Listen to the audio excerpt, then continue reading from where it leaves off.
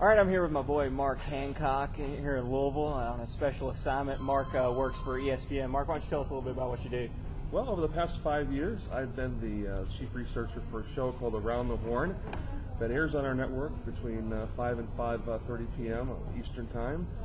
We air before another well-known show called Pardon the Interruption, which is a tremendous rating hit, and because of our success, the network has been very pleased about our progress. So I am the chief information person for our program, in both finding topical ideas to talk about on Around the Horn, as well as producing research notes for our panelists in their cities, and my job keeps me very busy.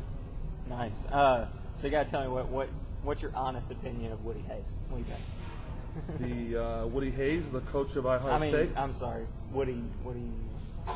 Woody Page. Why don't you ask that question again? All right. So you got to tell me what is your honest opinion of Woody Page? Well, something interesting about Woody Page is that deep down he is as they say, a son of the South. And why I say that is that Woody comes across on camera as this zany, wild, charismatic guy.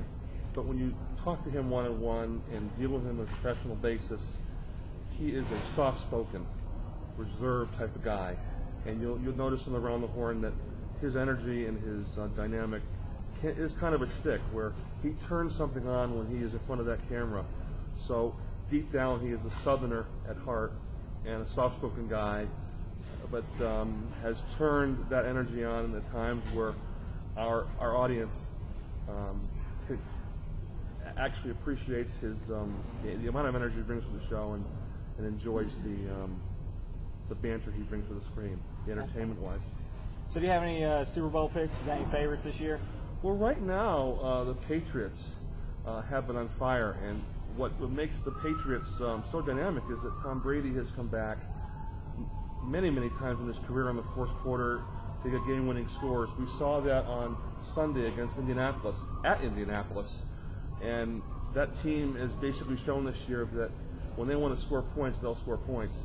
And, of course, they took criticism because of the Spygate issue with Bill Belichick, and us at ESPN have kind of just thought that team is determined. They want to win, they'll win. Now, not to take away from the Colts, because the Colts have played a much tougher schedule. They did, as part of their first 8 or 9 wins, they defeated 3 teams with winning records. The Patriots had only defeated 1 team with a winning record. So we will see in the second half of the season how true the Colts, the Patriots are in terms of being able to continually win. Because that win against Indianapolis on Sunday at the RCA Dome can be a stepping stone and a momentum builder for the rest of the season. So right now in the AFC, I like the Patriots, but we'll have to see how their schedule works out. Maybe Indianapolis will rally in the second half. In the NFC, it's kind of an open ball game. It's more of an open race. Last year's champion, the Bears, disappointment, inconsistent schedule. They went through 2 quarterbacks so far. I think they're out. They're out of the picture. I do like Dallas. Terrell Owens hasn't been as mouthy this year. He's scoring touchdowns.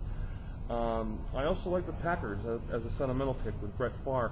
We're also hearing every year that it's Brett Favre's last season. It's his last pass he's going to throw. But he turns on something. He's like 37, 38 years old.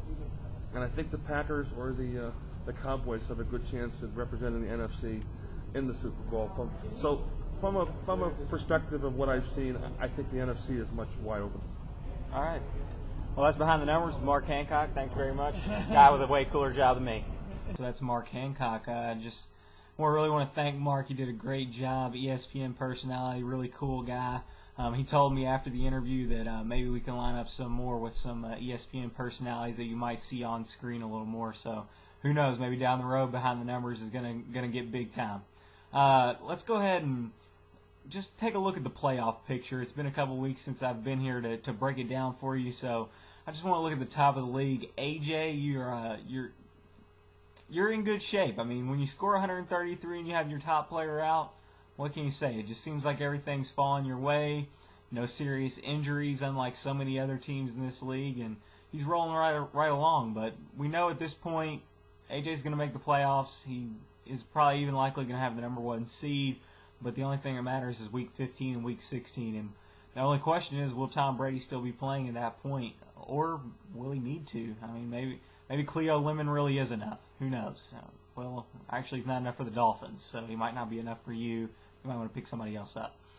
Billy, now is officially the time to start getting worried. I'm not one to jump right off the bandwagon, but now that Chris Henry's back and he's catching touchdown passes and taking things away from Hoosh, now that Plaxico Burress is saying his ankle feels worse than it has all season, Tony Romo's not going to singularly carry you without any help from anybody else, and every single one of your running backs is either hurt, suspended, on the brink of suspension, or just not producing. That's not really helping you out. I think it's time to be worried. I think that the rookie is finally falling down.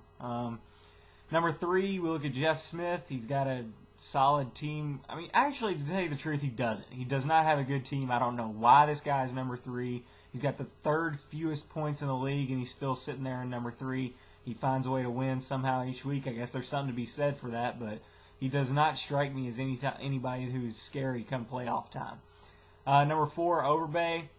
He's really surging, hitting a winning streak at the right time, but Marshawn Lynch's injury is a little bit surprising, and I think it's really going to hurt him. I think it puts him right back at square one, and he's just another of the rest of the pack. Brandon, obviously he has playoff experience. He's been there before, but what does he really have that's impressive? I mean, he's still got Ike Hilliard in his starting lineup. I don't know that he really has a standout player, or what the long-term situation is for Derek Anderson, whether he can continue to help Falco and friends. I'm not sure.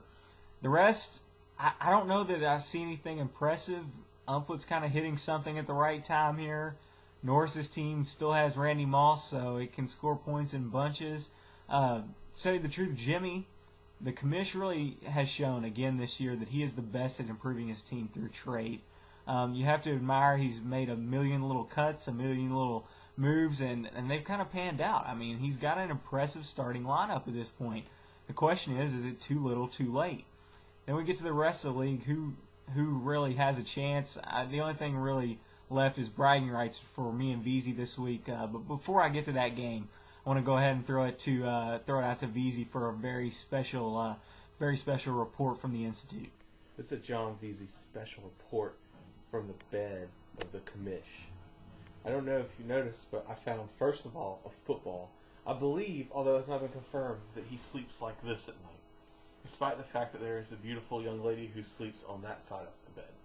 I also noticed a couple of other things. For one, the pillow is damp. I think it's from constant crying for the poor state of his team. But that's not the most upsetting thing that I found. See, when I was walking around in here, I stubbed my toe on something under the bed, and what did I find? I found pictures of Chad Johnson and Steven Jackson and a bottle of lotion. Now, I don't know about you, but to me that is just disgustingly nasty, sick. John VZ reporting for Behind the Numbers. All right, so that was really disturbing. Moving on. Let's look at the Institute versus Blackest for Sunday. This is a grudge match. As I told you earlier in the season, I haven't beaten VZ, and I don't even really remember how long. It's been a lot of times in a row, like 7 or 8. At this point, we're both really just playing for bragging rights. I don't see either team really making the playoffs. I mean, I think VZ might have improved his team slightly by getting Brandon Jacobs, but I don't think that's going to be enough to propel him. So really, it's just about who's going to end their losing streak. Something has to give this week. Both of us have done our best to do our Miami Dolphins impression. I'm still crossing my fingers for that perfect season in reverse, by the way. Which really is better? The perfect season in reverse or the perfect season? As much as I'd like to see the Patriots rip the 1972 Dolphins' reason to live away from them, particularly in the wake of Don Shula's remarks and then quick backpedaling from them, really, it takes concentration, effort, and determination in order to go out there and lose an NFL game every week. And so that's about all I have for this week. I'm going to go ahead and just toss it out. I'll see you next week in Week 12.